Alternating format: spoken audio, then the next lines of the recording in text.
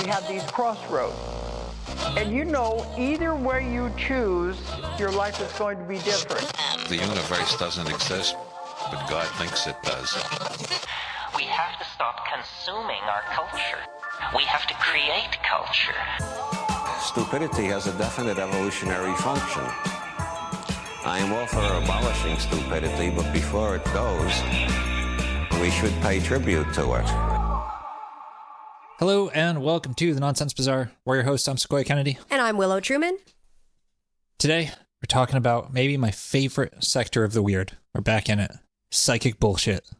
Or yes. Or aka parapsychology. I love it. Mm-hmm. I love fucking psychic bullshit. It's the best. Why is it the best? Because it's demonstrably real. Yeah, I said it. You said it. It's fucking real. Yeah.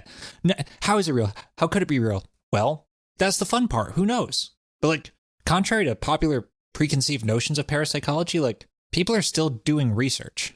They're still doing experiments. The experiments are still showing the same anomalies within the same, like, bounds over time and showing, like, consistency across generations of researchers. It's really wild. Yeah. I love parapsychology. And, like, God bless those researchers, too, because, like, also contrary to popular belief, there ain't a lot of money in genuine psychic bullshit. It's way more of a labor of love. Yeah. Yeah. Right, because it's not one of these things where we're like funding medicine or like curing cancer. It's like, do we really need to pour millions into whether or not we can predict the future? Wait. We should, though. Well, like, we should, because we could definitely learn some like crazy shit about ourselves and stuff. But there's really not a lot of money in psychic bullshit. But it happens to a lot of people. I didn't tell you about this yet. I've been here for a while, and I wanted to save this for the show. I had a really weird, anomalous thing happen on the way here. Oh, yeah? Yeah. I was getting off the highway. Mm-hmm. And, there's that light? Yeah. Getting off the highway. I was sitting there. I was the first car waiting at the stoplight to turn onto, like, the road off the highway, off the off-ramp. Mm-hmm. Where it is, yeah. And I'm sitting there, and I'm waiting. And you ever get that feeling of, like, something very weird's going to happen? Yeah. I got that feeling, right? Ooh. And I'm like, I wonder what it's going to be. And I'm sitting there. I'm wondering what it's going to be. And then I realize I'm still sitting there at the stoplight on an off-ramp for like 10 fucking minutes. This is not a very populated area of the country. Yeah. 15 minutes at the fucking red light. And there's people, it's the off-ramps backing up and shit. And like, it's kind of a blind, So the light just, it was just red. Stopped working? It was just red, yeah. Yeah. It just stopped working. And I had to like make eye contact with like the Karen-haired woman in the Suburban next to me because I couldn't see to do the risky maneuver. Right. Like, how long do you wait until somebody takes action? Dude, it was like 12, 15 minutes, something like that. Yeah. And it just wasn't changing. And so like I had to like coordinate just through eye contact with this woman in an SUV. It's a tricky situation. So I could like see past her to make sure there was no one coming in the other way and just like fucking go for it. But yeah, then that feeling went away. It was just like super odd. I was like, something anomalous is going to happen very soon. And then it immediately did. Yeah, I don't know. It was weird. I mean, that's the third time like in the last year the stoplight in that part of town has stopped working. Mm-hmm. But like, it's not actually that out of the ordinary. Right. I've experienced that too. And it is a tricky thing because people are like, sucks. What do we do? Well, especially because stoplights are usually in places where like a stop sign won't suffice because you can't quite see. Hey, they're there for safety. Yeah. So you kind of just got to go for it. Yeah. Yeah. Huh? Yeah, it all worked out, Yeah, time might have stopped. I don't know. Anyway, yeah, that was just a odd occurrence on the... How about that? How about that? And you had a premonition, too, before it happened.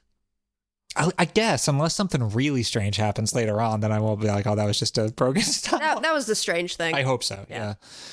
No, yeah, that's neither here nor there. We're talking about psychic research. Real research. Not... Actual scientific research. Science. Not what we do on this show. Yeah. And there is research from like remote viewing to using remote viewing to predict the stock market to using psychics to generate photons hundreds of miles away from the detector to the variability of mental effects on a quantum random number generator depending on emotional states and whether emotional needs are met, and even to the measurable effect of belief and disbelief on psychic phenomena. We're going to talk about most of that, not the effect of belief and disbelief. I didn't have time to include that one. But those are all experiments that have been done within the last like 5 years and have been published in the Journal of Parapsychology, which was founded by the Rhine Research Center. Now, at my lowest, I have considered working for a phone psychic hotline. Oh, yeah. But I won't. I can't. Patreon.com/nonsensebazaar. Anyway, after our Center for Skeptical Inquiry episode, I wanted to take a look at like the other side of that, the academic parapsychology side of that. Right, the people that aren't doing the debunking. Right, the people that are doing debunking. Yeah. Yeah. And present, perhaps the other side of the coin, the counterpoint, and not, I don't think, like, spooked up to hell with all those colorful characters I love so dearly, but I mean, like, you're not getting away from colorful characters in this field. It's full of fucking weirdos. How could it not be? Yeah, it's full of fucking weirdos. Now, specifically, I wanted to talk about the Rhine Research Center, and some associated projects, and I wanted to talk about who this J.B. Rhine feller was who founded the Rhine Research Center and the Duke University Parapsychology Lab. But then I started reading about J.B. Rhine and his wife Louisa Rhine, and I was like, oh my god, these two are fucking fascinating. So I included way more of their biography in this than I wanted to. Oh, well, good. I look forward to it. Yeah, but I also want to do like an actual bio episode on these two later on, but I want to read their books first. So I don't really know what this episode's going to be titled. We're talking about some psychic bullshit. Yep. It's going to be great. And then I want to talk about a few of the more recent parapsychology studies that I haven't heard many people talk about. Some cool ass shit these weirdos have been doing in recent years. And lastly, I thought maybe we could try some psychic bullshit of our own. Oh boy. I brought activities. Yes. We love activities. Got myself some fucking Zener cards. I see them. Yeah. Wow. Where'd you pick those up? Amazon. Yeah. It's like $20 for fucking Zener cards. I don't think if there's a store that you can walk into and buy Zener cards, that would be. I bet the hobby shop downtown has them. Yeah. Yeah. Or the Time Machine Toy Shop. Have you ever been there? No, I haven't, but I want to. Oh my God. Yeah. The top floor, they have a whole room that is just a giant model train. And it's gigantic. And it's like of this whole area. You have to it takes up an entire room, like the size of my whole downstairs. Fuck yeah. Yeah. That's awesome. Yeah. And you walk around the room and get to look at the train and all of the, it's so cool. Fuck yeah. Where is that? Manchester? Mansfield? Manchester. I bet they sell them there. That's where I got your alien head 8-ball. Yeah. I consult that thing from time to time. Yes. So we'll see how we do under pressure and with, editing abilities to look like we're more powerful mind wizards than we actually are.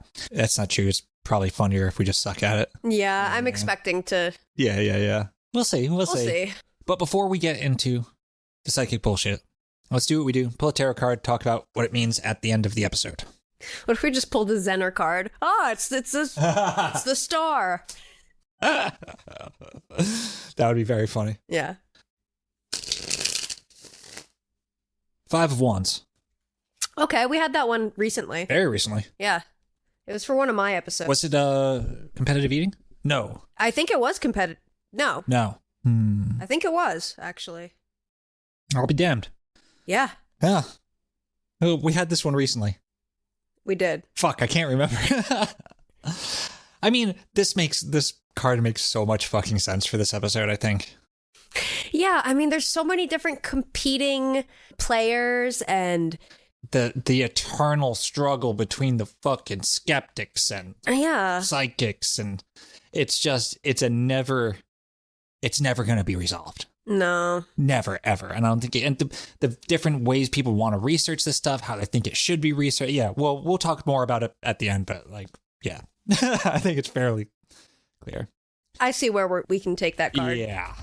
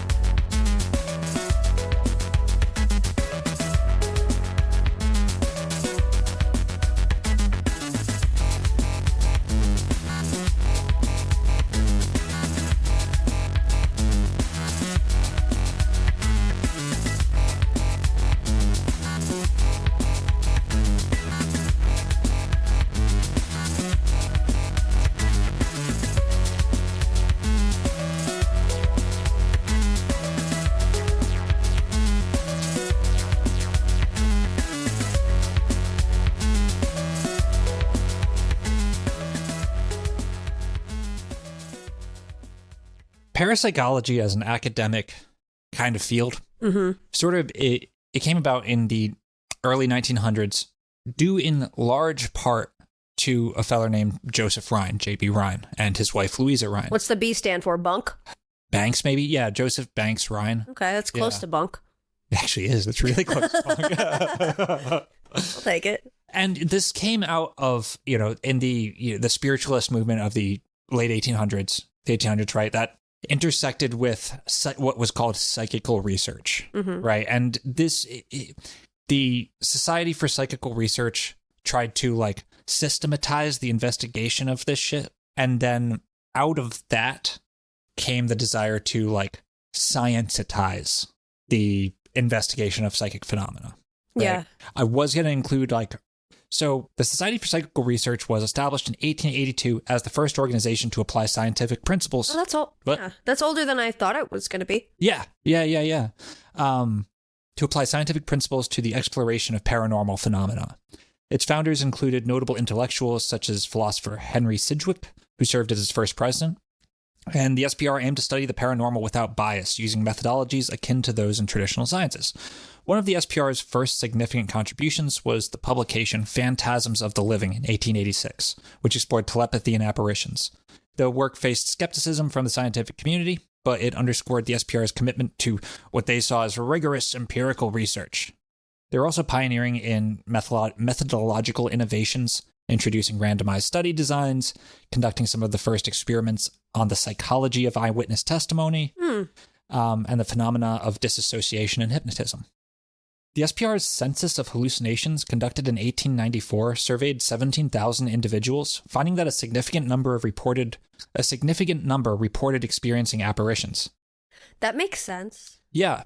This study challenged existing views on the pathological nature of hallucinations and disassociations. It's more common than we think. A large amount of people experience the shit. And the SPR's investigative scope included many spiritualist mediums, and it also studied phenomena like automatic writing.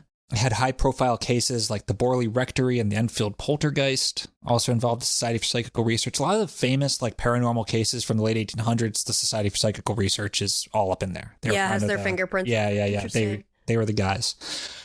And because they also didn't shy away from confronting fraud within the spiritualist movement. They knew how to do the table tipping and shit, all the seance tricks. So they would bust seances as well. It's a cool thing. They're another episode, down the line. Because I love this psychic bullshit. But it exposed fraudulent mediums and deceptive practices, which led to people quitting because no, they're real. You can't do that. You're bastards. Arthur Conan Doyle, who disagreed with the Society's skeptical stance. Yeah, well, he also thought those fairy pictures were real. I don't know that they weren't, dude. I don't know they weren't. They definitely. I know. I go full fucking credulous dumbass as soon as the word psychic comes up. No, they weren't real. Yeah. I don't think. He wanted them to be, though. He really did. So from the Society for Psychical Research, bringing sort of science and research techniques into paranormal phenomena, that's the sort of scene out of which J.B. and Louisa Rhine brought parapsychology into academia. All right? So before we get into that, I got to get this out of the way. Okay. It's a page of diatribe I wrote. Ah. Yeah. I contend that applying the scientific method as applied in other fields is not the way to approach parapsychology, aka psychic bullshit. And that seems like a cop-out. But explain yourself. I will. The longtime listeners probably know where I fall on this, but I'll lay it out for convenience's sake. Simply put, there's a fundamental question that can't be resolved that, in my estimation, the psychic debate centers around. Repeatability. Right? That's one of the big fucking problems. Yeah. Repeatability. Now, is it true that for things to be real, they have to be repeatable? And if you have an answer to that question that you're immediately very, very sure of, you haven't thought about that question enough. Yeah. No, that's you know what I mean? Complex question. Yes. Whatever your answer is, it's not a simple question. I mean, personally, I believe that no, things do not need to be repeatable to be real. Some things are repeatable. And for these things, the tools of repeatable empirical testing do a great fucking job. Hell, we're probably only a couple weeks away from a fully autonomous robot sex doll, right? You're not getting that. You're talking to one. You're not getting that without material science. Right. No, siree. Best you might get otherwise is a fuckable tulpa. Yeah. Probably pony-shaped. Science is important, you see? Yes. But it's not the right tool for everything. And if it's true that belief itself has a real effect on the psychic output, which studies have shown, then we are necessarily dealing with something subjective in nature. Right. Right? That's the thing about the phenomenon, too, is that I feel like two people could be sitting next to each other, both having an experience, but seeing different things. True. And people might be more likely to have an experience, have a psychic output with someone they trust really well. Absolutely. Yeah. Which on paper looks like collusion. Yeah. Right? Right. But that's the nature of the fucking thing. Like, it's inherently subjective, you know? Fucking B.F. Skinner holds no sway here, right? The black box of consciousness is an integral part of whatever system gives us results that we see as extrasensory or psychic or acausal or whatever. And a black box is a subsystem that the outside observer has no access to, right? You cannot see how it works or what happens within it. I use the term black box of human consciousness like quite a lot, and I don't know if I've ever defined it. A black box is a subsystem that you can't see what happens in it. Sequoia, no. It's the Saturn storm cube. In a way. Yeah, no. Point is, I don't think science is the right tool for understanding this shit, but you can get some very interesting results. It's just that because there's subjectivity inherent, because there is an inherent black box, you will always necessarily be able to find methodological flaws. Yeah. Right? Or at least subjective interpretations of what the black box is doing that add up to a story you can tell about methodological flaws. It gets impossible really, really fast. Yeah. You know, to resolve this. I think the only way that people come to believe in the reality of psychic bullshit is when they experience it firsthand. I think that's the only way it can happen. It just kind of seems to be the case. It does seem to be the case. Which is interesting in and of itself, you know? Because usually people hold out skepticism until they have their own experience. Although there are a lot of people that believe in the UFO phenomenon. They believe in aliens and they want to have their own experience, but never have. Yeah. I mean, those you kind of, I don't know what the difference is, you know? For those, that's interesting too, is the people that really badly want an experience and never have one versus the people that don't want to have an experience and then have one and then are forced to confront it. I mean, how common is it for, how many times have we heard different people, including ourselves, say like, I want to see a UFO, that's why I won't. Yeah. It's so common that like. Right. Yeah. So that's like almost the inverse of that. Yeah. But it is true, I think. There are the people that really want it and it's never happened to them. But for the most part, people who are believers, it's usually because they've had their own experience. Yeah. And I mean, psychic shit seems to be trainable too. Yeah. You know, it seems to be what parapsychology says now, like the prevailing model now is that it's an inherent human faculty.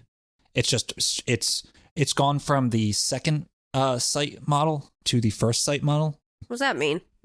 The second sight model sort of has it as an ability that happens after our other senses. Okay. The first sight is that it's the first sense, an intuitive apprehension of the world, and then our physical senses sort of develop afterwards. Right. Well, there are a lot of people who refer to psi phenomenon as their sixth sense. Yeah. A lot of parapsychologists now will say it's the first sense. Yeah, I like that. Yeah. So, yeah, that's all to say. I personally don't think the science thing is really the way to go to show that it's real, but it is useful once you accept that it could be real. It's a doorway. And see, it's a way in. I'm hedging even then, right? Once you accept that it could maybe be real. No, it is. But yeah, to categorize and start to see the bounds of how this stuff works, experimentation is really useful, but it's not useful for proving the existence of it, right? Right. But I also understand why people feel the need to have parapsychology seen as a legitimate science. You know, it's we hold science in a very high place in our culture. And the foundational characters in the scientific field of parapsychology, who coined the term ESP, extrasensory perception, as well as psychokinesis and telepathy, was a dude named J.B. Rhine and his wife, Louisa Rhine. Willow, what discipline do you think that J.B. and Louisa were in before parapsychology? I don't know. Well, take a guess. Marketing? No, I mean, Salesman? I should know when I ask you these questions, I'm not going to get the expected answer. No. I was expecting like psychology or physics or like medicine, you know? Marketing? No, they weren't. What were they? Botanists.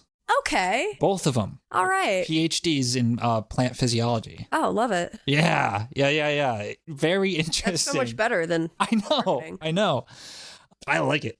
So from the limited amount of reading on them I was able to do, they're fucking cool.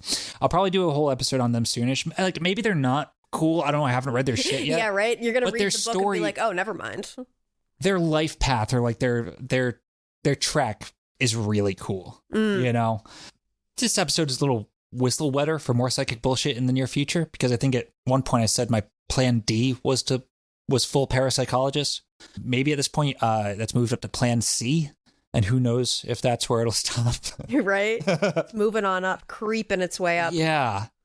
So JB and Louisa Rhine were high school friends, not sweethearts, but high school homies. Well, when JB was in high school, he was 16 and Louisa was 20. And they became friends based on a shared interest in philosophy and, you know, psychical stuff. JB went off to World War I, did that whole thing. Mm-hmm. And he returned home, and the two homies then became life homies. They got married, you know?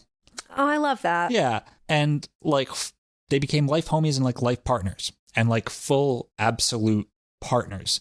Louisa was already going to school for botany. So Joseph said, yeah, I'll be a botanist too. Okay. Did he always have a crush on her or something? I mean, probably. Yeah. I have to imagine. Yeah. They both got fucking PhDs and masters in botany, which is wild. Yeah. Yeah. And then in 1922, the couple went and saw a talk by Arthur Conan Doyle, Psychical Research, that was so impactful on the couple that they decided, you know what? Fuck these plants. Let's become parapsychologists. Beyond Arthur Conan Doyle, J.B. Rhine also recounted another incident that influenced him. One of his professors at the University of Chicago told about a neighbor who had a vision of her brother's suicide, described in detail and verified by several witnesses. How had the woman envisioned what had happened several miles away? The professor expressed perplexity, but Rhine was surprised that he showed no interest in discovering why or how such apparent clairvoyance occurred. Willow, quote from JB. My interest in psychic research had grown out of my desire, common to thousands of people, I think, to find a satisfactory philosophy of life, one that could be regarded as scientifically sound and yet could answer some of the urgent questions regarding the nature of man and his place in the natural world. Yeah. K.R. Rao observed that for Joseph and Louisa Rhine, parapsychology was a means to explore deeper existential questions. Yeah. Quote, what we human beings really are. Moving away from religious doctrines to embrace a scientific approach, their work in botany instilled in them a profound respect for the scientific spirit, its insistence on objectivity, a logical approach to data, and a caution against presumptive conclusions. Yeah, I mean, whoa. My voice just did a weird thing. Yeah. It makes sense to me that you could transplant this field of study from plants onto people. Like, doesn't okay, it? Yeah. How do this plant grows in these conditions? It decays in these conditions. It's, you know, and sort of applying that to the way the mind works. Because like, that's the interesting thing about psychic phenomenon is how do you measure something that is intangible? Yeah. I mean, you look at like the Japanese art of bonsai, for example. You can't exactly predict where that plant is how it's going to grow into the shape you want it to grow into. You have to work with it. Yeah. It's going to surprise you, right? There's an inherent randomness or chaos to life itself. That I mean, there's also a degree of predictability. Yeah, but not total. Not total. Right? We just talked about another botanist, which I didn't even realize. Terrence McKenna was a botanist. Fuck yeah. Yeah. I mean, I love plants, you know? Yeah, recognizing that plant physiology wasn't exactly enough to address the broader questions they were interested in. Maybe they just didn't think about the plants hard enough. Right. Yeah. They needed to start eating them. Yeah, exactly. Start brewing some teas. Well, they decided to pivot their focus to the flashier, sexier psychical research. The Rhines held a firm belief in the applicability of the scientific method to a broad spectrum of inquiries. They argued, quote, if we are captivated by the... Actually, you read this. If we're captivated by the complex scientific narrative of man's evolutionary origins, why not extend our research to other existential questions rather than leave them to speculative philosophies and authoritarian theologies? And this perspective guided their shift from botany to a new rigorous and academic study of parapsychology. So in 1926, J.B. and Louisa decided to leave teaching positions in plant physiology at West Virginia University and forgo their careers in botany to pursue psychical research. J.B. enrolled at Harvard and started studying philosophy and psychology. How old were they when they did this pivot? Ooh, I guess around 30. That's inspiring. Yeah, around 30, I believe. Yeah. That's so cool to think that, you know, you could have your whole career, you went to school, you're a professor in your field. Yeah. And then you decide... You've gone to war, right? Yeah, right. And you decide, okay, I'm going to pivot. I'm going to try something else. I'm going to take all of my foundational knowledge and I'm going to go back to school and do something different. Yeah, something that no one else is doing. Right. Yeah. And it's not like all of that prior knowledge was for nothing or it was a waste of time to get the previous. Absolutely degree. not. It's built on it. Yeah, I think that, I don't know, there's just something so inspiring about that to me, to have it be reinforced. Hey, you can change what you do. You're not locked into one life path, even if you're 30, even if you're 40, even if you're 50. Someone's approaching their first Saturn return. Yeah. You're right. I am. No, but it's super important because it's the same thing. I accepted it when I was in my 30s a little bit, and I was like, well, I'm here now. Yeah. But no, it's true. You can always do fucking new shit, especially all the weirdos we fucking learn about on our show. They're always doing stupid shit in their 40s, 50s, 60s, you know. Right. Yeah. It's never too late to do something dumb. It's never too late to do something cool. Yeah, I know. It was just funny to say dumb. Cool and dumb. Cool and dumb. Yeah. So during the first, Ryan's first goal was to study mediumship, to put mediumship through a rigorous scientific study, you know. And during their first year in the Boston area, the Rhines sought credible evidence of psychic phenomena through mediums, guided by the mentorship of Walter Franklin Prince, a distinguished psychical investigator. However, their efforts to expose the fraudulent practices of a well-known Boston medium, Mina Crandon, were met with indifference. Nobody cared. Dude, why are you trying to fuck with Mina? You just Right. let it do a thing. Come on now. Although their findings were disregarded by the editor of the Journal of the American Society for Psychical Research and contested by some of its members, other esteemed psychic researchers also doubted Crandon's legitimacy. Ryan's report was eventually published in the Journal of Abnormal Psychology and Social Psychology in 1927. This experience solidified Ryan's resolve to never assume the authenticity of psychic phenomena without first-hand verification under controlled conditions. He expressed to a colleague, I have decided not to accept any supernormal psychical phenomena without actually obtaining them under my own conditions and witnessing them myself. So he's not going to accept, hearsay. Right. This caused Arthur Conan Doyle to call him, I believe it was a cantankerous ass, which sucked for him because it was Arthur Conan Doyle that, got him into the... It's going to hurt. Yeah. It was either cantankerous or cretinous. It was... Ooh. Yeah. You know, it's a rough one, lecherous. Oh, yeah. I hate to be called lecherous. Yeah, for real. I don't think you have to worry about that. That's usually reserved for dudes. Yeah. You know? I'll let you try real hard, though. I'm slightly lecherous. You can be. More so than you, for sure. That's true. By a wide margin. Oh, that's funny as shit. So, in the spring of 1927, the Rhines joined Duke University's new psychology department, headed by British psychologist William McDougall, former president of the British Society for Psychical Research. McDougall advocated for psychical research within academia and welcomed Rhine as an advanced student and soon offered him a teaching position for the 1929 to 1930 academic year.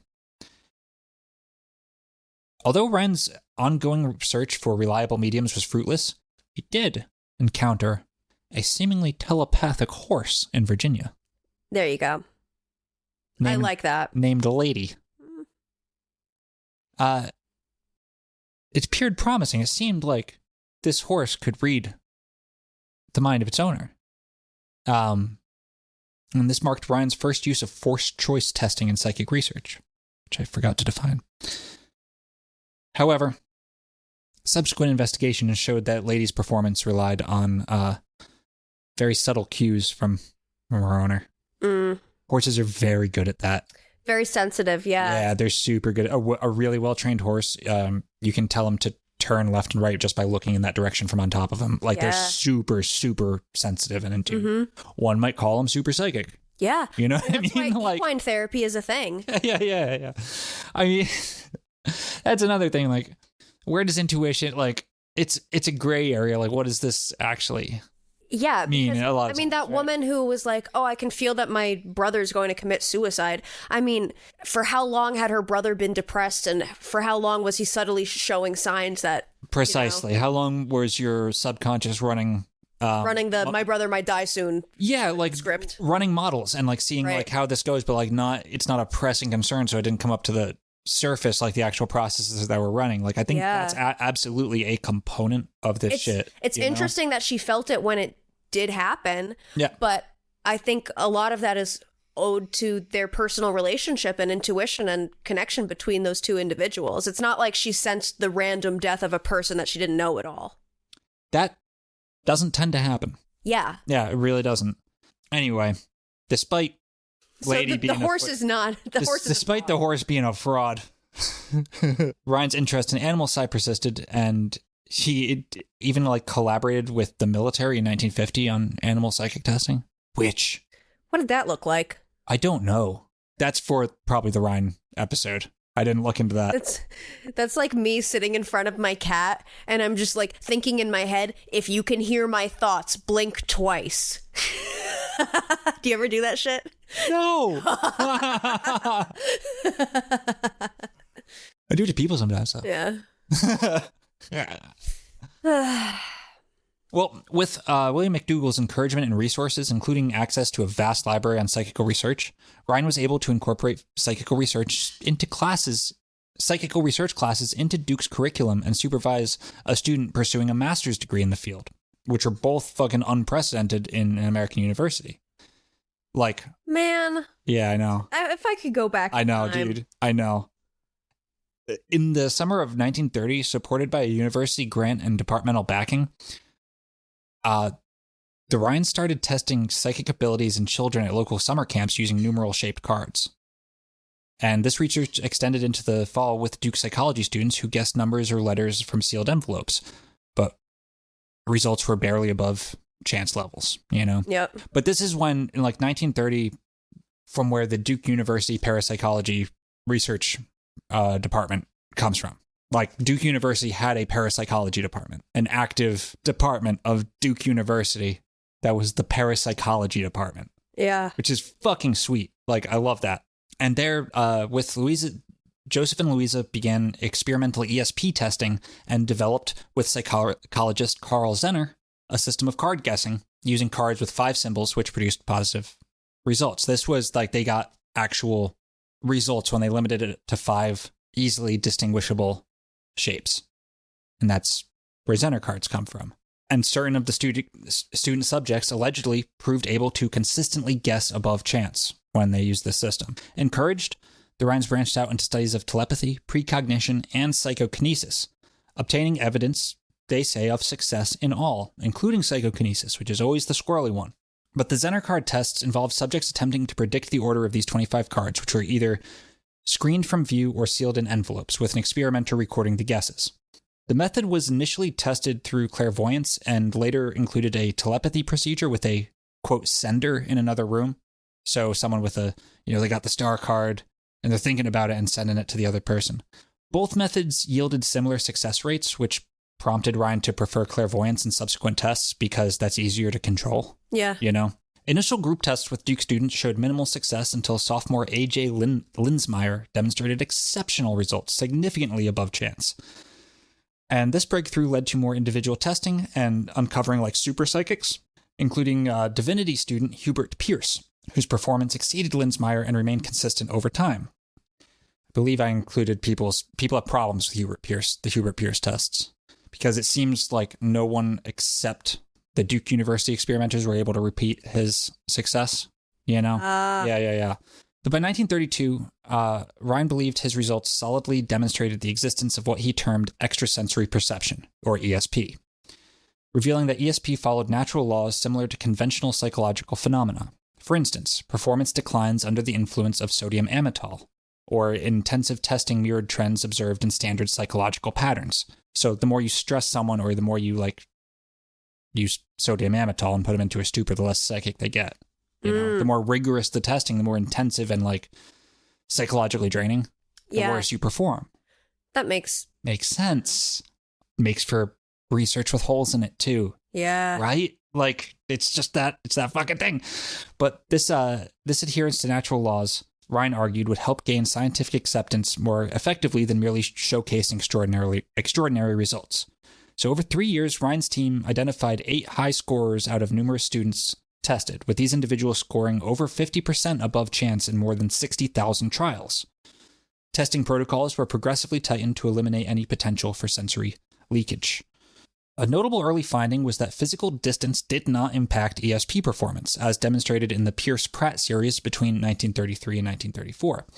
In this series, the most controlled of the early ESP experiments, Rhine's assistant J.G. Pratt and subject Hubert Pierce were separated by significant distances, with Pratt handling the cards in a different campus building, while Pierce guessed the cards' faces at synchronized times.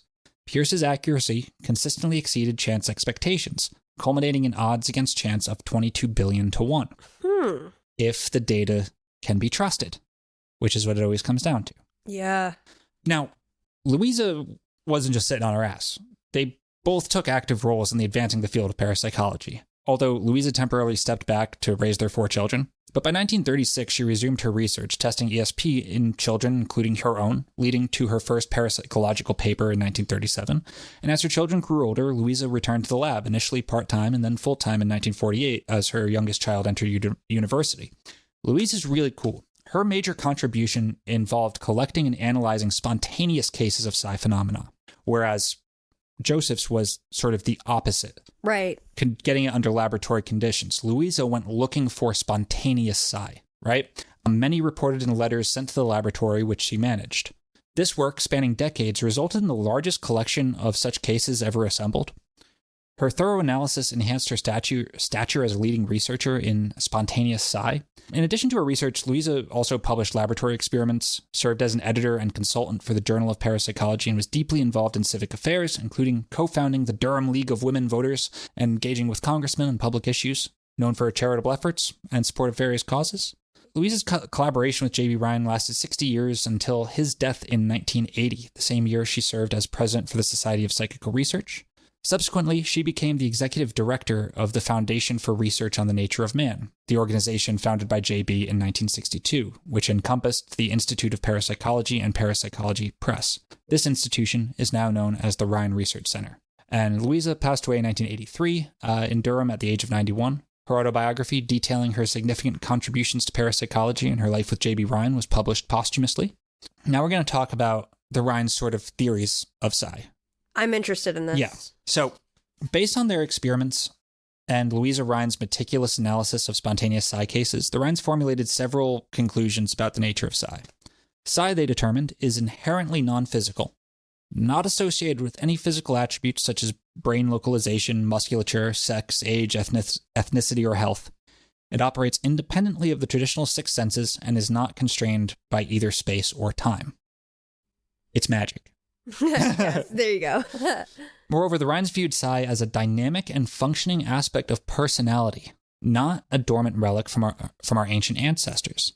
This aspect of personality is universal, though it manifests more strongly in some individuals than it does in others. Yep. Their study delineated 2 main stages of psi activity, as described by G.N.M. Tyrrell. The first stage is purely non-physical, involving psi interactions and the reception of information at a subconscious level, processed through an as-yet unknown mechanism. The second stage is where the psi information is integrated into conscious awareness, albeit filtered through the individual's psychological limitations.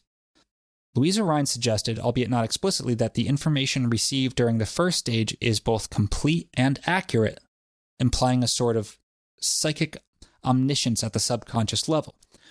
But the more apparent and accessible it is to you, the more muddy it gets. Yeah, the less clarity the message has. Louisa did a lot of work comparing intuitive psi experiences to like dream precognition and shit too, and she found that like dream precog shit was more complete but less accurate versus intuitive psi, which was much less complete but much more accurate. Yeah. When you just like know something, you don't know why, it's more likely to be accurate than when you dream about something and shit like that. Gotcha. Yeah. The Rhines also noted that psi information could manifest in consciousness in several forms, through realistic dreams, symbolic dreams, waking hallucinations that could include physical sensations linked to distant events, and intuitions, which might be as subtle as a compelling feeling or a deep inner knowing. They observed that dreams tend to offer more comprehensive but less accurate information, whereas intuitions provide more accurate but less complete insights, sometimes just a surge of strong emotions. Yeah. I know that something's going to happen. This discrepancy highlights that complete and precise information is accessible only at that first stage of psi reception and is somewhat obscured during the transition to conscious recognition. Do you remember in our Psychic Spy series, we talked about Ingo Swann's method for remote viewing, his like step-by-step method? What he landed on, this was the only part of that method that seemed to be like the innovation that lasted, and that was he just had the people draw a shape just with one fucking motion of their hand. Nice. Right? Like a way, like whatever happens, it had to just be that without thinking, just put something on the paper without assigning any meaning or anything to it. And that to me resonates with this idea. I mean, he definitely read their work, you know? He was a psychic working for the government. He definitely read the Duke University psychic. In the fall of 1935, Rhine secured funding for the establishment of the Parapsychology Laboratory at Duke University's East Campus, distinct from the psychology department. The team utilized this new 12-room facility to research precognition and continued studies on psychokinesis. Precognition. The observation that ESP seemed unaffected by distance led Rhine to consider its potential independence from time. This spurred preliminary tests in 1933 to determine if subjects could predict the future order of target cards precognitively. Though initial results were promising, these were not disclosed until they could be replicated sufficiently to confirm their reliability, and the first significant findings on precognition were published in the Journal of Parapsychology in 1938. The psychokinesis research began quietly in 1934 after a visit from a gambler who claimed he could influence dice outcomes with his mind. That would be very convenient. It really would. I mean, you gotta win a lot if you're feeling ballsy enough to do that. Yeah, you know what I mean? Yeah. Initial experiments used hand-thrown dice, later switching to more controlled methods like baffled cups and machine-thrown dice to eliminate any potential manipulation. Do we know... I guess... Okay. The research began after a visit. Did they do any research on him? What were the... So they found that, he could, the data showed that this motherfucker could influence dice throws to a degree that is unexplainable by chance. Higher than average. Yeah. With like a P-score in the, hundreds of millions to one odds against it being chance. We'll get to some of the criticism of this stuff in a minute because it exists, right? Like, I don't know how... I got problems with the criticism too, but by 1943, after extensive testing and methodological refinements, Joseph and Louisa presented a compelling case for PK effects. I mean, and again, all these experiments, what? PK dick. Oh, I'm thinking of fucking Ness from Earthbound and Smash Brothers. Oh, yeah. Smash Brothers, because he has a move called like PK Fire, PK Thunder. Oh, yeah. It's been a long time since I played Earthbound. Yeah. Great. Yeah. I've never played it, but I know a lot, know a decent amount about it. You will waste so many hours of your life. I'm sure I'm a sucker for those types of none of them will actually be a waste. Hell yeah, I should play it. World War II kind of slowed down research at the Duke lab as several researchers joined the military. During this period, The Rhines and remaining assistants reevaluated past data, focusing on psi performance fluctuations and factors leading to psi missing, which is a thing they called basically the more you test it, the less effective it gets, which is interesting. Mm-hmm. That was a consistent pattern that they showed, which again, if that's an actual component, it starts to look like you can't repeat it, right? Man, feels analogous to my experience in art school, where it's almost like my creative drive is out of control. And as soon as somebody's like, make a drawing for me to grade, I'm like, I don't want to do it anymore. Yeah. My creative force has dissipated. Yeah, though, like It's gone now. we were talking about last week with ambient and shit, sometimes you do have thought blocks on things. Yeah, You can be, a thing you're thinking about can fuck up your abilities to do things. Like that is just true. Yeah. One time I almost choked to death. I had to have the Heimlich maneuver. And the moment that I started choking is when I took a big bite out of something and my friend goes, "Don't choke." No.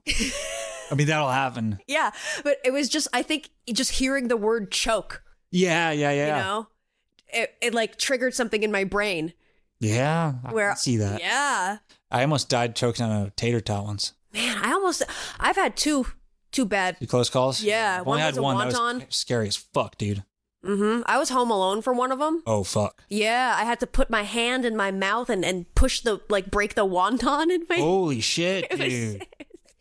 I had that moment where I was like, what am I going to do? Yeah. I'm not dying by wonton. Death by dumpling, not going to happen to me. Thankfully I was having dinner at my friend's house, which is with his family, which is scary. I was like, I'm about to die. But I had just enough air left in me that I managed to calm myself and just go... Yeah. That was the thing. I just had to calm myself down, open up my airways, and then break it apart with my finger. Honestly, Joe, if you're ever in a situation where you start thinking, I could die here, the very first thing you have to do... Calm your body down. Calm down. You will figure out how to get out, probably, if you can calm the fuck down. Yeah. It's just true. Yeah. That's a real I'm pro pretty sure tip. my friend going, "Don't choke," Probably. is precisely the thing. Probably, most likely, yeah. Well, by the 1950s, the focus of psi research had shifted from merely proving psychic abilities to exploring how ESP and PK functioned. Research began to include testing, because before that, they were just trying to show that it was fucking real, that it was worth grants and funding, right? By the 50s, they started to look at how does it work. Research began to include testing attitudes toward ESP, known as the sheep-goat effect, led by Gertrude Schmeidler at the City College of New York. Additional findings showed that school children and university students performed better in psi tests when familiar with the sender or if the experimenter was well liked, right? Introducing the, quote, experimenter effect. Is that what's the sheep-goat effect? I don't know.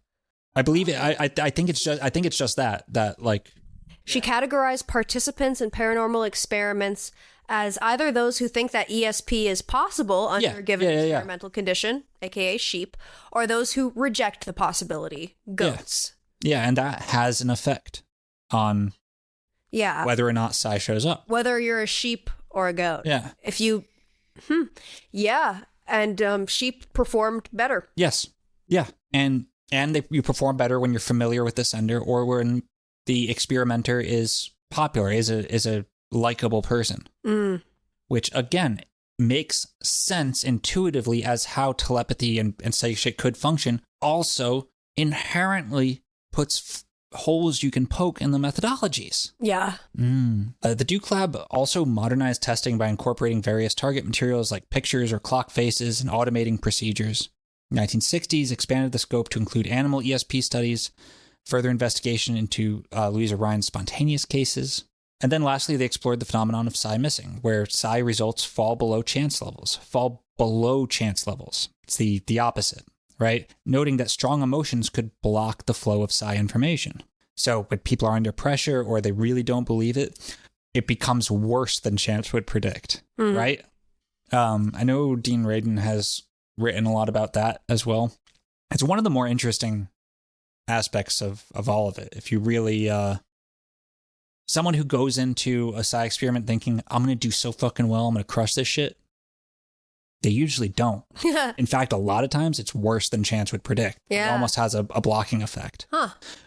I don't really want to quote Kanye, but also, But do it. when you try hard, that's when you die hard. You know? There is no try. There's only doing. Do or do not. There is no try. Yeah. Yeah. There you go. That's what I was thinking of. Yeah. Well, you've never seen Yeah. you've never seen Star Wars. No. You really should. Those first three, right? I will. You'll like it. I know. They're shorter than Dune. Thank God. All these findings enrich the understanding of psi phenomena, emphasizing its non-physical essence, its universality, and the intricate processes through which it influences human consciousness. Now, criticisms of all this started pretty early. Oh, of course. Yeah. In 1935, criticisms targeted the methodology and statistical foundations of the Rhine team's research. Psychologists R.R. Willoughby and C.E. Kellogg were among the early critics. Don't be trusting anybody with the last name Kellogg. Honestly. Big Cereal has that for you. No, they're going to give you some radioactive oatmeal. Oh, yeah. Oh, fuck. Forgot about that. Holy shit. Am I remembering something correctly? I think so. Didn't they give mentally disabled people I think radioactive? that might have been Quaker Oats. It was one. It was Quaker Oats. Okay, yeah. Yeah, that was one of those MIT Yeah. things. Jesus Christ. Yeah, they gave a bunch of students radioactive oatmeal Jesus fucking Christ. in the 40s and 50s. Jesus fucking Christ. All right, well, the Kellogg name has nothing to do with that. Yeah, that's a likely story. However, the Duke team robustly defended their methods, and their statistical procedures eventually received endorsement from the Institute for Mathematical Studies. In 1937, IMS President Burton Camp, Institute of Mathematical Studies, asserted that any valid criticism of Rhine's work should not be based on its mathematical integrity. The numbers do show what the numbers show. 1937 was a landmark year. Rhine's book, New Frontiers of the Mind, brought further attention when it was selected by the Book of the Month Club. 1937 was the launch of the Journal of Parapsychology, marks an official demarcation in psychical research. A radio series by Zenith Radio Corporation also began in September of 37, highlighting public interest and scrutiny. And the increased visibility was also led to increased criticism. It's just as more and more people were getting interested in psi, more and more people were trying to debunk it. Culminated in a panel discussion at the 1938 American Psychological Association convention. The panel, which included Rhine and his statistician alongside Gardner Murphy from Columbia University, faced significant opposition. Rhine likened the event to a heresy trial, but felt they had effectively defended their research and methodology. In response to ongoing criticism, Rhine and his team compiled a comprehensive report of their decade's work, quote, called Extrasensory Perception After 60 Years, published in 1940. The volume addressed the major criticisms, including responses from key critics, and demonstrated the robustness of their findings, particularly in 6 standout experiments. And the reception to this publication was much more favorable than earlier responses. This was fucking 60 years worth of research by all these different people, with criticisms from the opponents, all published together, going, just fucking look at all of this. Which is sort of what you end up doing with parapsychology. Just fucking look at all of this, right? Yeah. That's all you can do. It's like, there's something fucking here. And the subsequent years saw other laboratories initiating ESP research and producing independent replications, according to the Society for Psychical Research, which is where I got this information from. By 1993, a statistical review highlighted that 27 out of 33 studies from Rhine's early experiments had yielded statistically significant results, a testament to the enduring impact of their research. All that information comes from the Society for Psychical Research, their wiki, right? If you go to the regular Wikipedia page, you see quite a different framing of all of this, right? None of this positive framing is used, because Wikipedia is full of fucking neckbeards. But here's the thing. Look, I'll just fucking read some of this. In 1938, the psychologist Joseph Jastrow wrote that much of the evidence for extrasensory perception collected by Rhine and other parapsychologists was anecdotal, biased, dubious, and the result of faulty observation and familiar human frailties.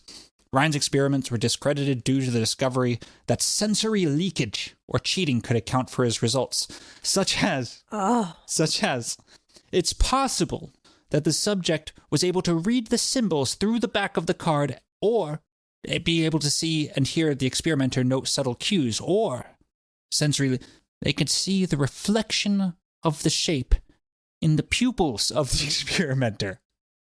Well, that would be pretty remarkable. Fucking okay. Like, okay, bud. Yeah. Do you know people? Like, Can you do that? I can't, that's silly as shit. Yeah. Like, like, unless the person's wearing glasses or something, then you're not going to be able to see. well, that was the first criticism. Yeah. They were like, well, see reflected off the glasses. And they're like, all these experimenters don't have glasses. And I'm like, well, you can see reflected in their fucking eyeball. You can see it in their eyeball then. No. Yeah. So.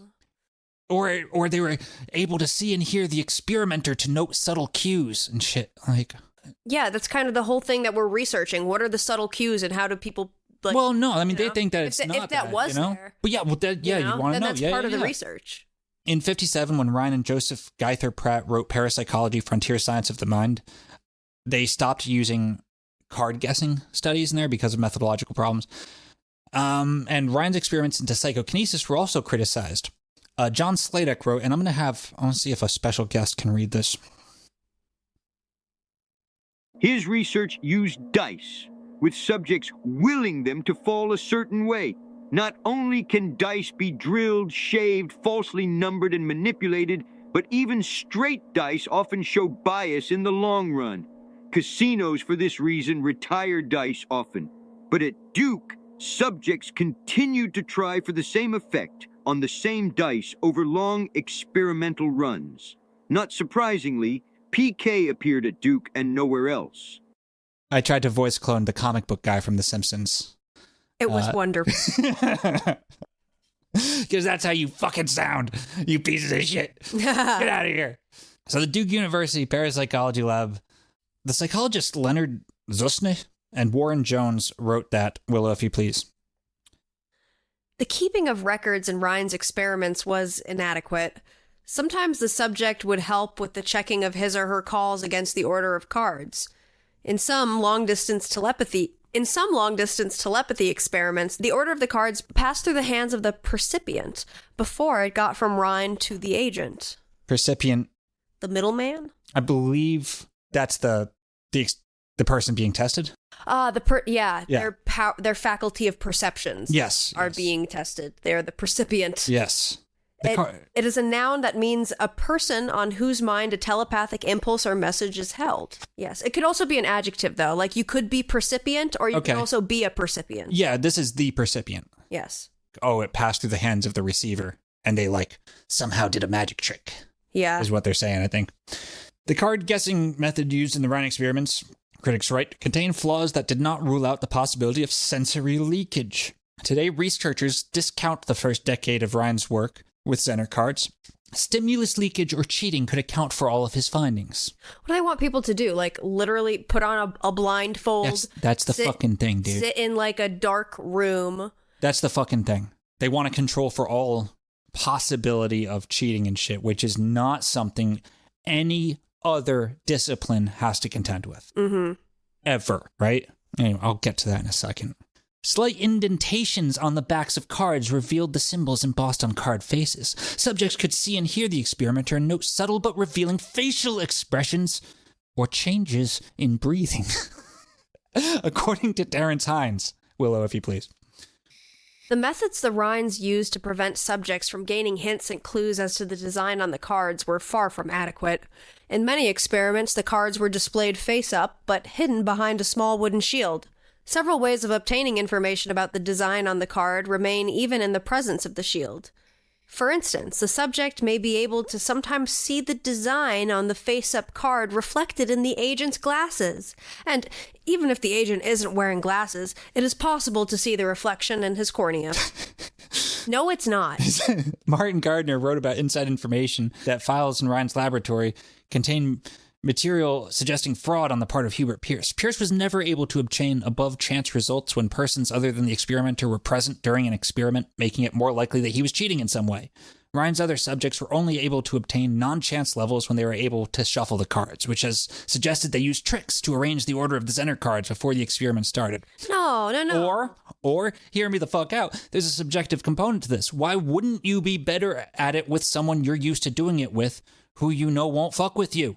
Right. It's the same way that we shuffle our tarot deck before we pull a card. Yes. You know, we sort of infuse it with the energy of the moment and what we're doing now. Why wouldn't you have a better, more stable connection with a pack of Zener cards if you touch them? Yeah, if you played around with them and shuffled them around first. Yeah, if you touch the object you're trying to get information from, and that's what fucking the Duke University research ended up showing, is that familiarity with the experimenter increases fucking, because you know you're not going to get made a fucking laughingstock. Yeah. I'm not saying that's the case and there was no fraud. I'm saying that the fraud story is not automatically a more valid story. Right. Right? Like, or if it is, then one of the oldest and most unsolvable problems in philosophy was solved at some point and no one fucking told me about it. You know what I mean? Like, again, it's a problem fairly unique to parapsychology and the other spooky arts, you know? And that's why I included the long diatribe about why science isn't the best tool, because, like, this is the only fucking field where it's assumed that everyone involved is out to trick people and pull off an elaborate-ass con.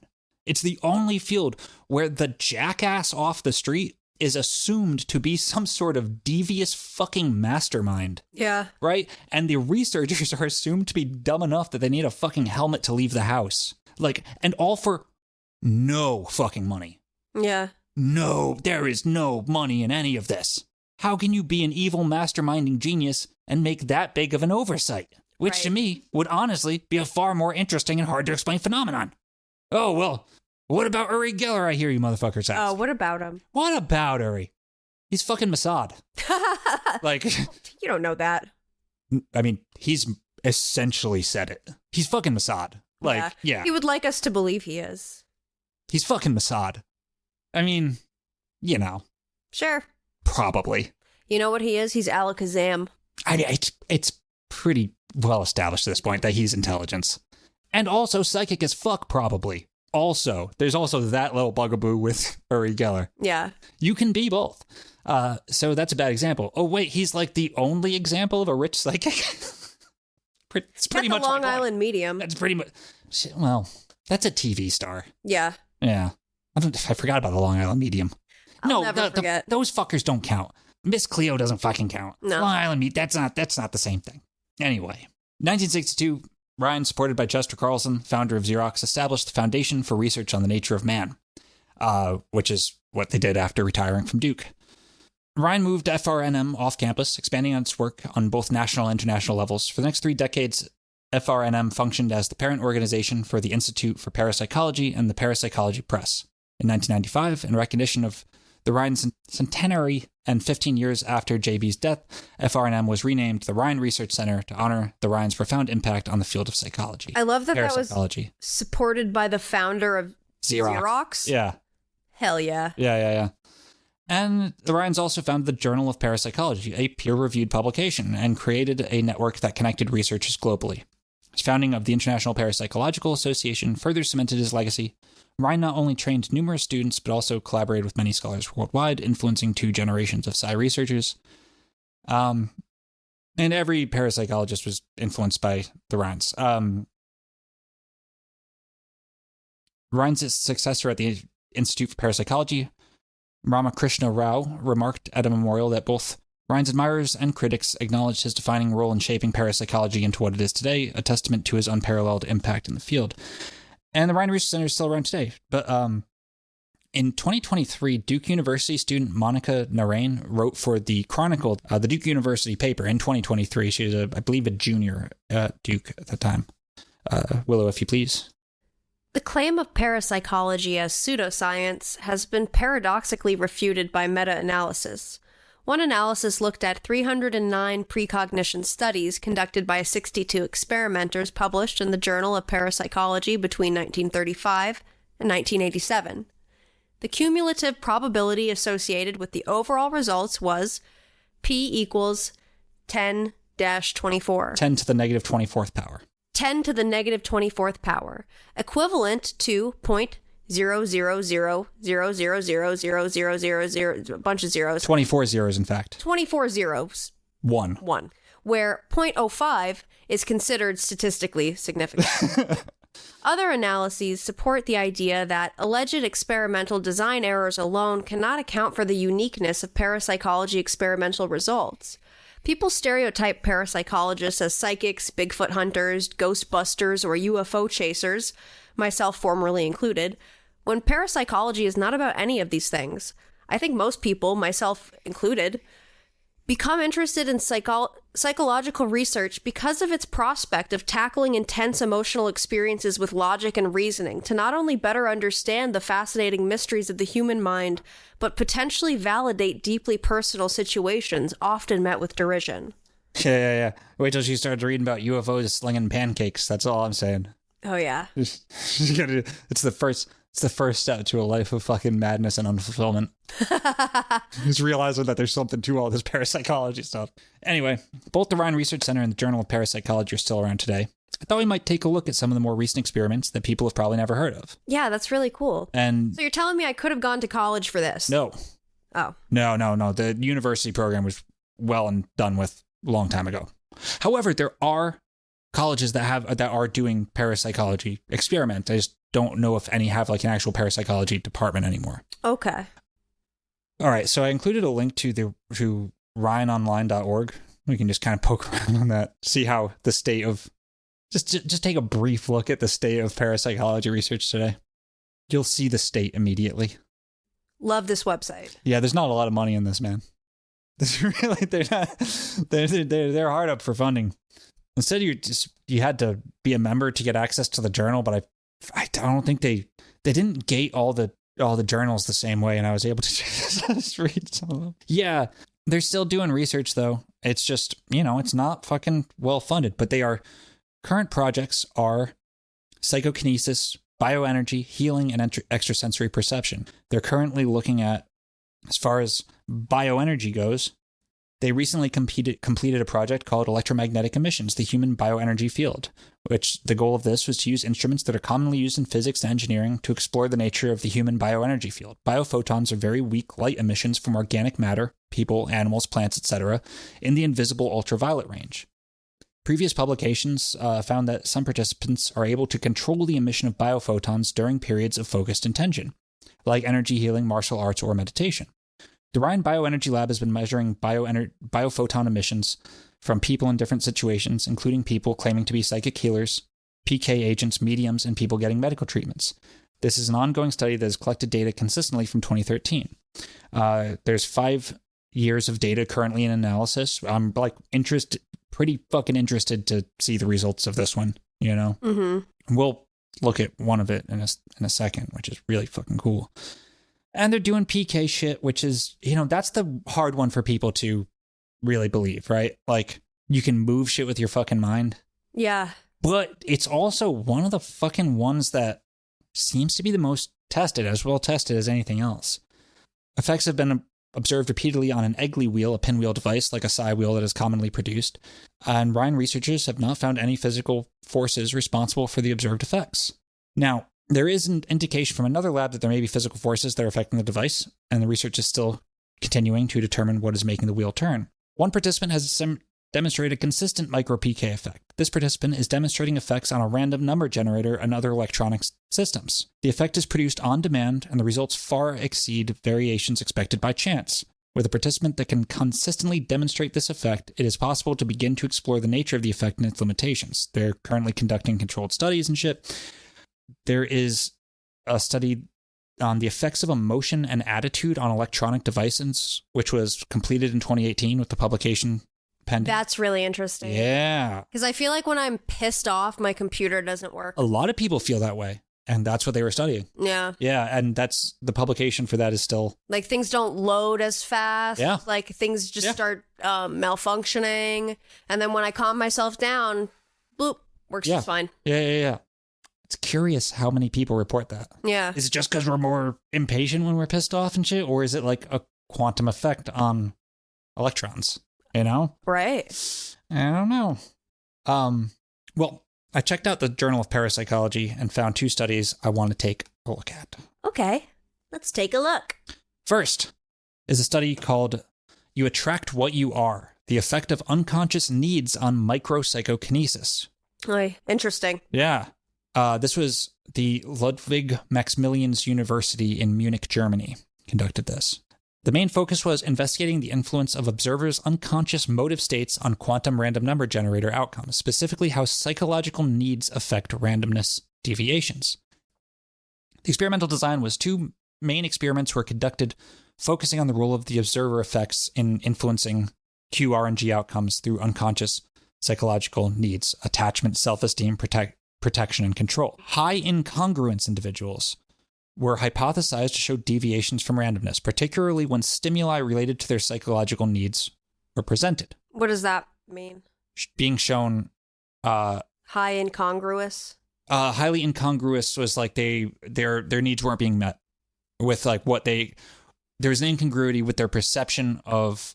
Okay. Incongruence involves a discrepancy or inconsistency between a person's thoughts, feelings, behaviors, or self-concept. Yeah. When their ideas about their ideal self don't align with real-world experiences. Yeah.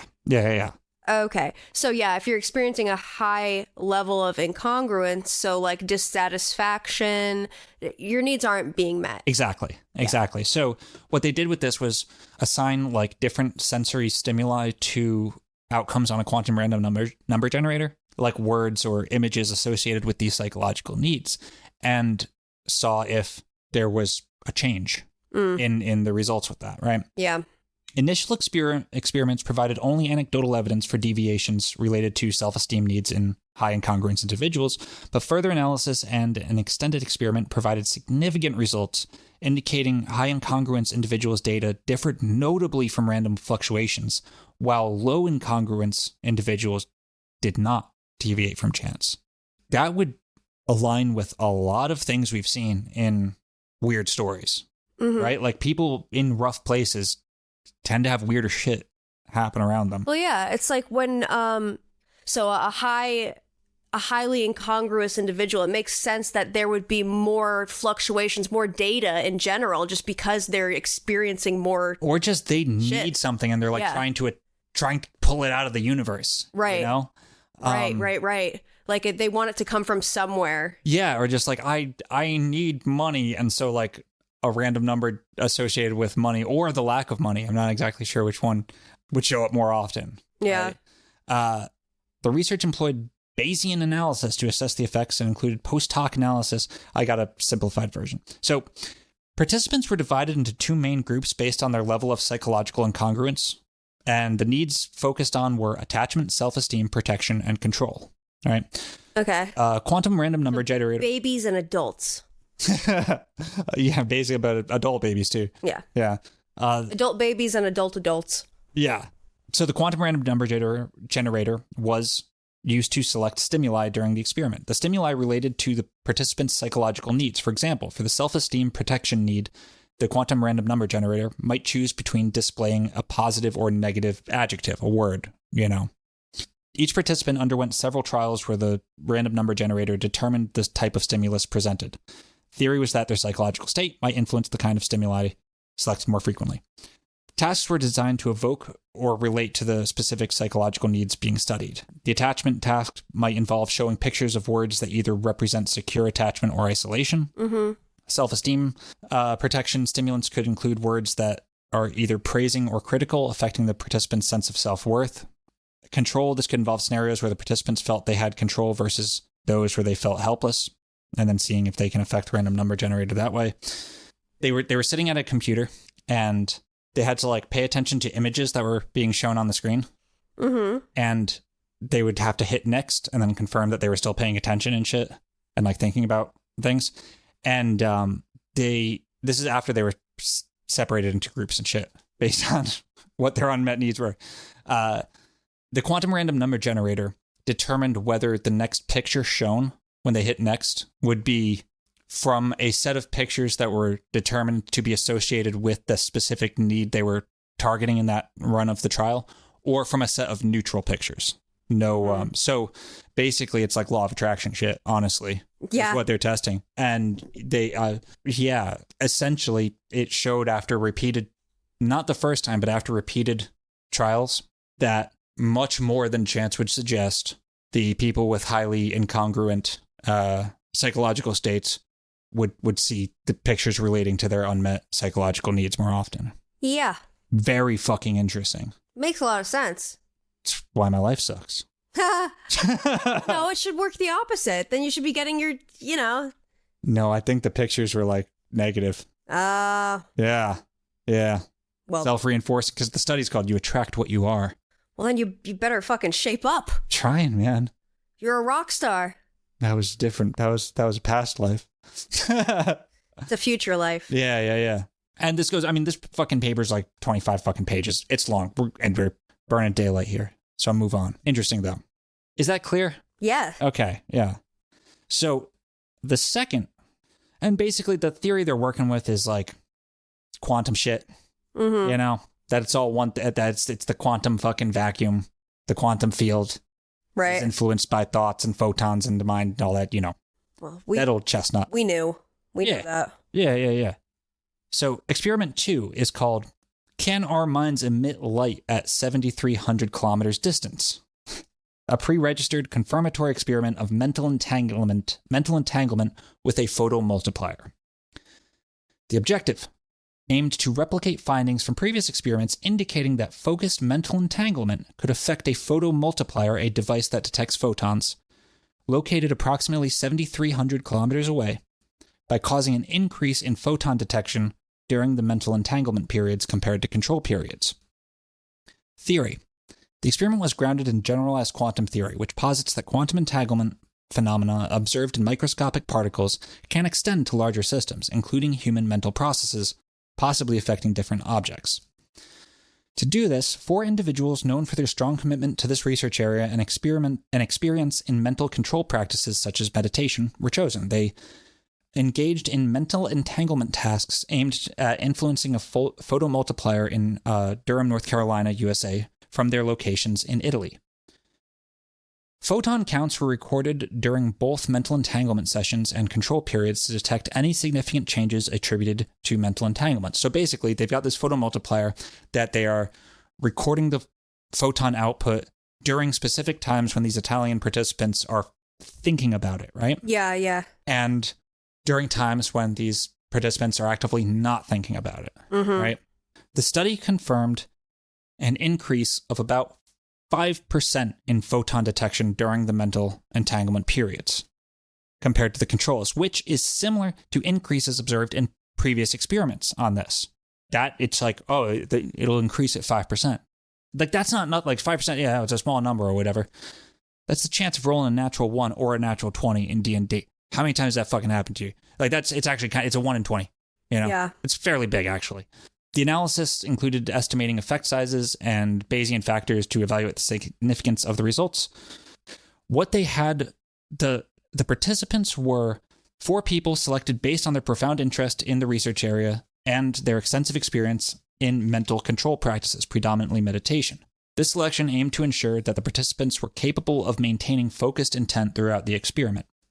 The group consisted of 3 males and 1 female, with ages ranging from 39 to 69. Okay. 3 of these participants had been involved in previous related experiments, providing continuity and experience in the experimental procedures.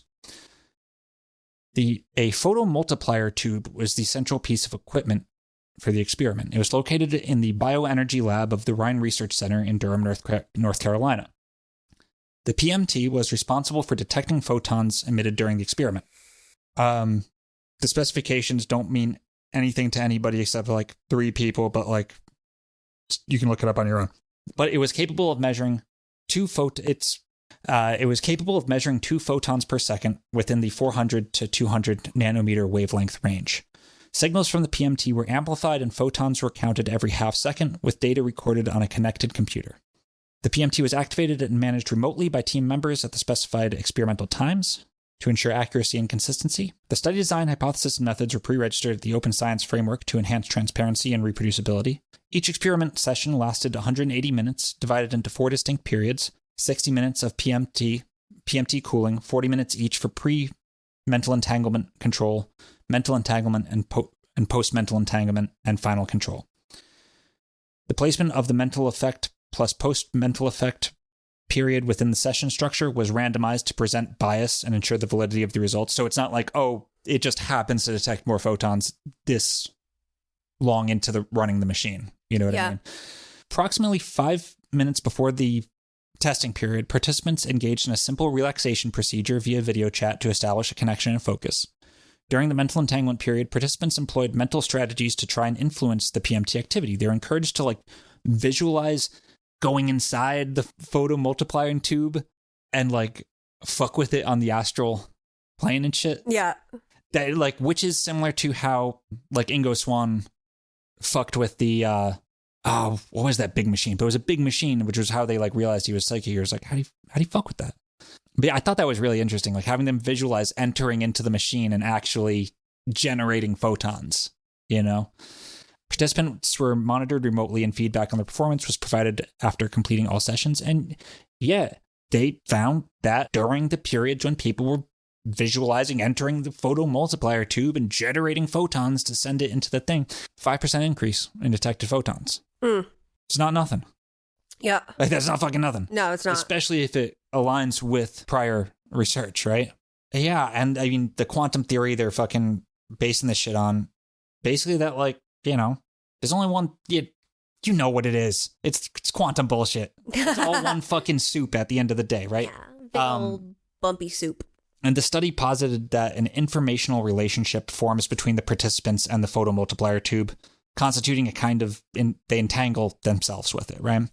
Implying a non-physical, non-local connection that allows for a transfer or sharing of information at a distance. Yeah.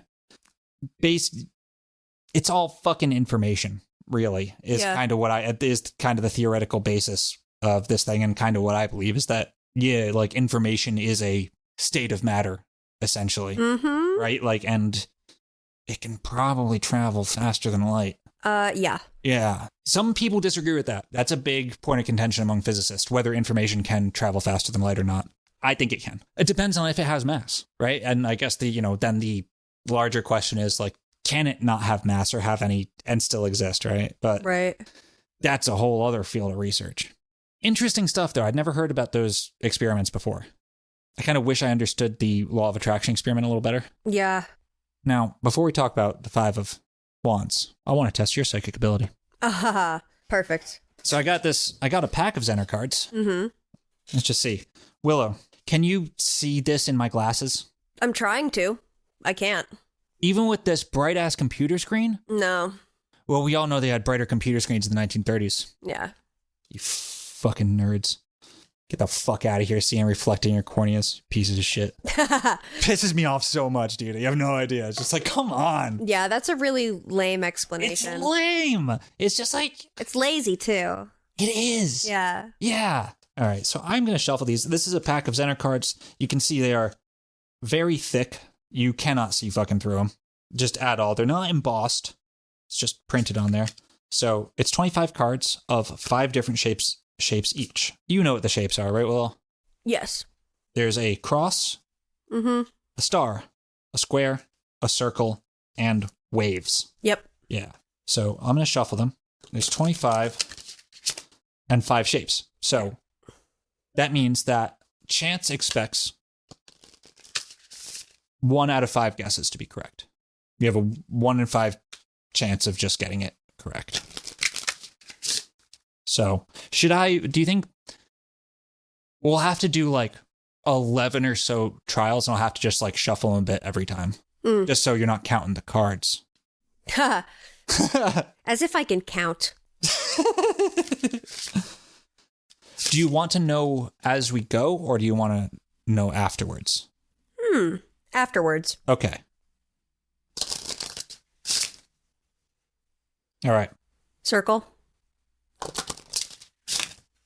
Are you just going to pull them? Yeah, that's a good idea. Cross. Wave. I didn't pull that one yet. Wave. Cross. Star. Circle.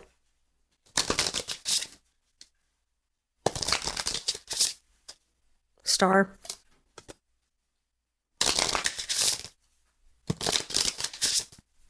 Square. Cross. All right, so out of 10, you got 3. Okay. You got the first one, so slightly more than chance. Okay. Yeah. You want to do me? Yes, I do. All right, I'm going to hold it up. You're going to say what it is. All right. I'm probably going to close my eyes. Just tell me when you're holding up the card. Okay, go. Star. Okay, go. Waves. Go. Cross. Go. Square. Go. Waves. Go. Circle. Go. Square. Go. Cross. Go. Star. Go. Circle. You got 2 out of 10. Exactly as chance would predict. Yep. Hell yeah. You got 2 correct in a row, though, which I found interesting. Where was it in the... Towards the end. Okay. Yeah. Do you remember what shapes were? Fuck.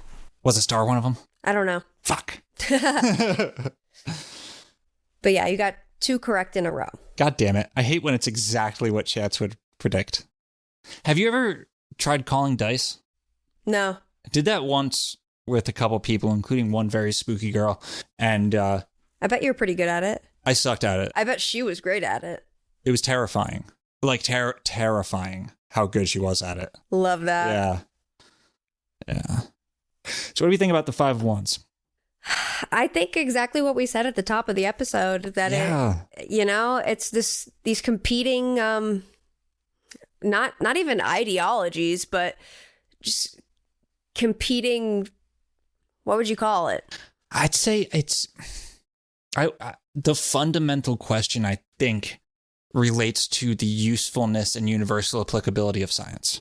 Mm-hmm. You know what I mean? And like trying to... Well, end of science. Because if you figure this stuff out, then how are we going to use it? In what ways? What I mean is that, like, it's, to me, parapsychology shows the limits of empirical science as a tool. Because if this phenomenon were real, if all this data was correct, it still shows that there are necessarily going to be methodological flaws according to empirical science, right? It's an unsolvable conflict. Yeah. And it's not the thing that's going to resolve that conflict, right? I think and you're also showing the clashing of magic and science, right? And it's like they're 2 kind of tools that don't really play that well together. It's tough. I mean, and we can see that, like, 100 fucking years on, more, the debate is still just as strong. There's been literally no fucking progress made in the debate between believers and researchers and skeptics. No progress whatsoever. The skeptics aren't going to convince the researchers. There's going to be more and more generations of researchers, because once you have an experience, you're like, oh, this shit is real. And the researchers aren't going to convince the skeptics. No amount of experimentation and data collection is going to be enough to satisfy them because of the inherently subjective nature of the thing. You know, it's just a bunch of people with wands battering each other, going, yeah. But they all kind of fucking love it. Oh, they're having fun. They're having fun. Yeah. They're all having fucking fun with it. And again, that's the 5 of Wands is the least bad of the 5s. Yeah, it's friendly competition. It's friendly, necessary competition, and it's just gonna be that way. Yep. Yeah. Like sand through the hourglass. Anyway, guys, that's gonna do it today.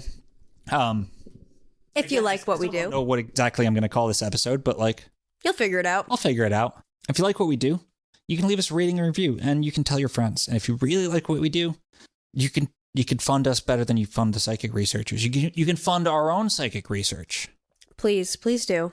At patreon.com/thenonsensebazaar. You get access to bonus episodes and our patron Discord server. I think I might start like writing little blog pieces or something to publish on there too. I was like gonna start a Substack, but then I was just like, no, I'll give it to the people that already give me money. Yeah. My thoughts and musings. There you go. No one wants to see that. I do. All right. Well, give me $5.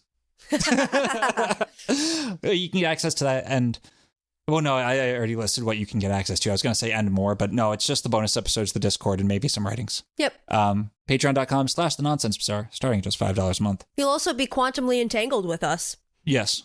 We do make you undergo the process. Yeah. Once that exchange of, currency. Money, yeah. Yeah, then now you're tied into our mind matrix. So it's true. If you want to get in on this Nonsense Bazaar mind matrix. Where you'll be no better at predicting Xener cards than Chance. Slightly better. Slightly better for you, yeah.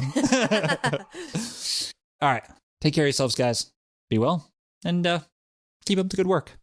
Yes. Take care of yourselves. Peace. Bye.